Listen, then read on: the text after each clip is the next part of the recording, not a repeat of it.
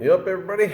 Monday night at the fire station. Check this out. Behind me here is our temporary reserve engine. And what that means is our engine's out of service in the shop right now. It's actually just getting a DOT inspection. But when that happens, you usually get a reserve engine from the county to cover you. And the only one that they had is, if you look at this, I don't know how often you guys see an engine like this anymore driving around the in your parts, but this is kind of an older style engine. It's called a Freightliner engine versus what we have as a Pierce, or what the county has is Crimson's. It's good old Reserve Engine 19. And I gotta tell you, this thing, it's basically like an extended ambulance. It's kind of entertaining to ride, because it's completely different style than anything we run on a normal basis in this county anymore.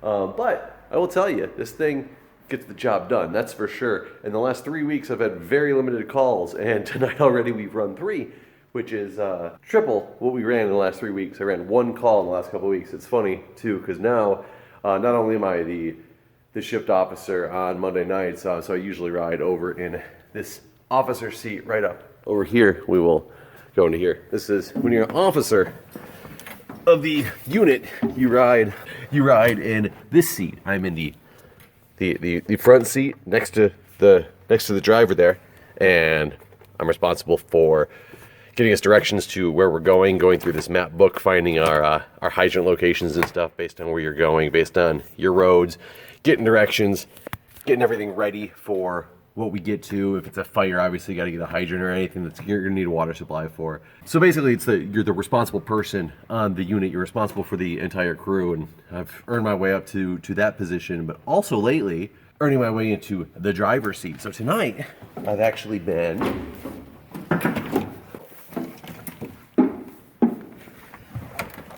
riding over here in this seat, the one with the big steering wheel, the next to my previous seat of the officer. So I'm in my training phase for this. I've got now a total of 4 emergency calls under my belt, 6 more, and I'll be an official driver. For those who don't know, something I didn't know before, little fire station knowledge for the people out there. I've been an ambulance driver for a long time.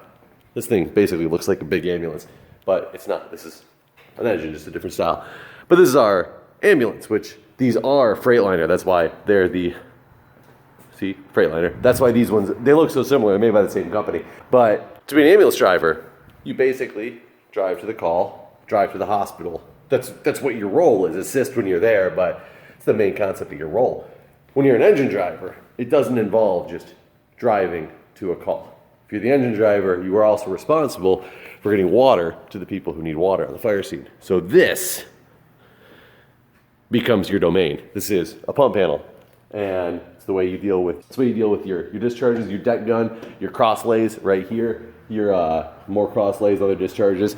And unfortunately, this particular unit I'm less familiar with, because it's not our normal unit. So I had to really familiarize myself with this thing for when we go out, because if we get a serious call on this thing, it still has the same responsibility on the fire ground as anything else. So it's an adaptive role for sure to be an engine driver compared to an ambulance driver. It's a lot of work, it's a lot of classes, but you know, it's a lot of fun. I enjoy it. I enjoy moving on with advancing my knowledge and my skill set in different things that I do. So right now it's past midnight. I've actually been upstairs for the last couple hours working on a paper for one of my assignments for class, because if you recall, I'm also in another school program again. So not only am I working full time, I am coming here on at least Monday nights and then on Wednesday nights, because I'm on the board as well. So I'll be here for board meetings. And then on top of that, I'm a full-time DNP student, so doctorate of nursing practice. I'm in a doctoral program. So it's a very time-consuming life. And I have a baby coming up, due in 2.5 weeks from now. So drastic changes definitely about to happen in my life. And I don't have much of a chance to make the gaming videos and stuff anymore that I used to make. I have a couple series I still do, a series with Good. Try to do my own series that I'm working on, trying to live stream some more when I have a chance, but I really don't have that much of an opportunity.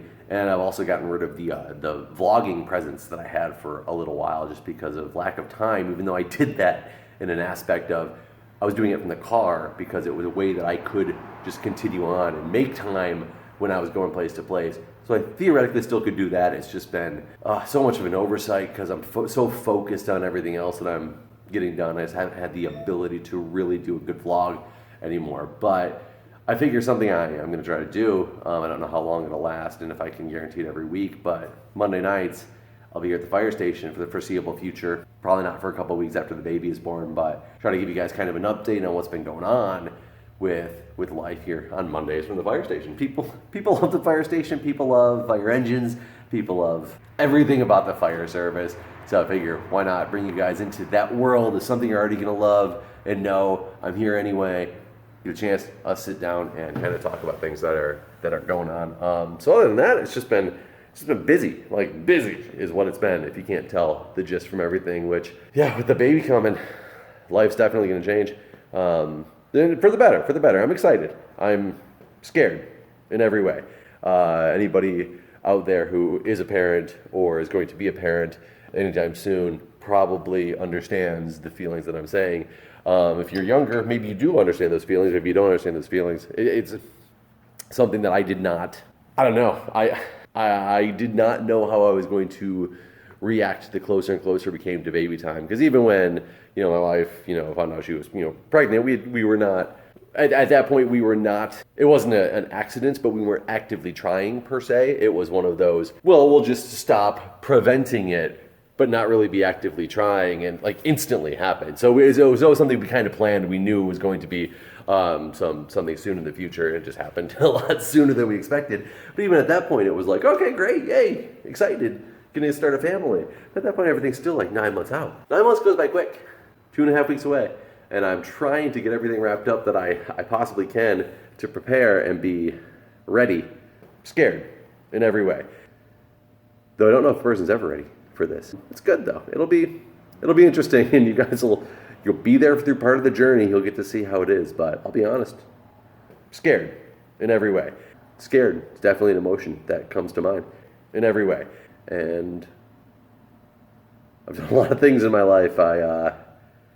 And I've never been more scared of this journey I'm about to embark of parenthood, that's for sure. But you know what? People do it every day. I definitely should be well enough equipped to hopefully be a decent parent. That's my goal, just not to screw up the kid's life. That's pretty much it. If he survives and leads a good life himself, I have succeeded. So that is what I can go for now. I'm sure things will go smoothly. And I'm sure things will be fine. I mean, it's interesting because they're not going smoothly yet. My little guy's a stubborn SOB. Obviously, he's not an SOB. Love the kid, even though he's not born yet. But he's a stubborn little guy. He's breech. He's upside down. He refuses to turn. We tried everything, including the what's called a version, which they actually try to physically flip the baby, and he didn't want to flip. So we're gonna have a breech baby, which probably means surgery, C-section. So the wife's not too happy about that. But I mean, at this point, like, we've done everything that can possibly be done for normal birth. C-section it is. I don't care how the baby gets here. Healthy baby. That's all I really care about. So that's the goal, a healthy baby, 2.5 weeks. That's my goal, just not to screw up the kid's life. Shortly after the baby's born, I'll be off work for a little bit from that, but then I gotta go pretty much back to it because we got our next phase of major implementation of the things I do. What I do that I get paid for on a daily basis is my nursing informatics stuff. And because if you don't know, this fire department that you see behind me and everything I do here and everything I do with the board, this is all volunteer. I don't get paid for this. This is strictly because I enjoy doing it, so I wanted to do it. So I still continue to do it. But my career is nursing and nursing informatics, where I'm the director right now, and our next phase of implementation for our electronic health record is coming up in May. So that's coming up around the corner too. So there's stress on that level as well, and just getting things ready for that. So basically, I can say life is stressful right now. But stress can be good and stress can be bad. A lot of people take stress and they take it and it gets to them and they can't cope with stress.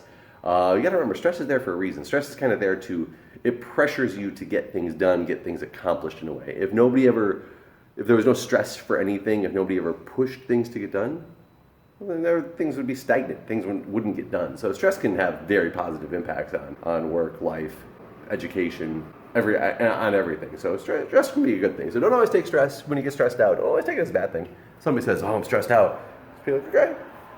You deal with that stress. You then, when you finish something, you accomplish something that was stressful, it also makes you feel better about what you did. You're just like, wow, that was stressful, but I did it. I'm through. And it kind of gives you that feeling of pride and power that you know you can do it now. You know you can do anything. You can move on, get to the next thing, and go. And so stress can be a very good thing. So a lot of you are probably out there, high school, college, whatever, getting stressed out, exam time, midterms coming up. Depending on when you watch this video, could be finals. There's stressful times, sure. You'll get through. It'll be over at some point.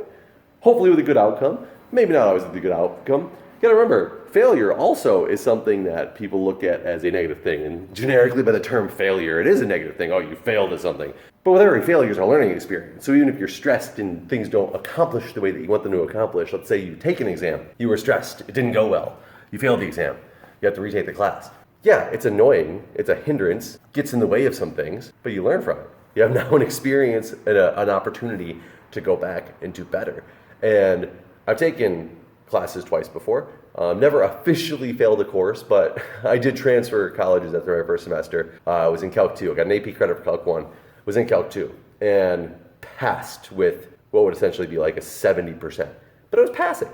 But where I transferred to didn't accept that as pass. They made me retake Calc 2. And I actually did quite well in it the second time. And I had much better fundamental understanding of it when I went through the second time. Had I moved on to Calc 3, I would have been lost, completely lost. But since I had to retake Calc 2, I got reacclimated to what I was doing and got through. There's one of my shift members right over there. Say hi, Natalie. Hello, hi. So Natalie is currently an EMT, but will be a firefighter at some point soon. Right? She's going to be a firefighter soon. So everybody starts with the EMT and then they move on. But anyways, guys, it is late. I got to get to bed. Signing off. Good night.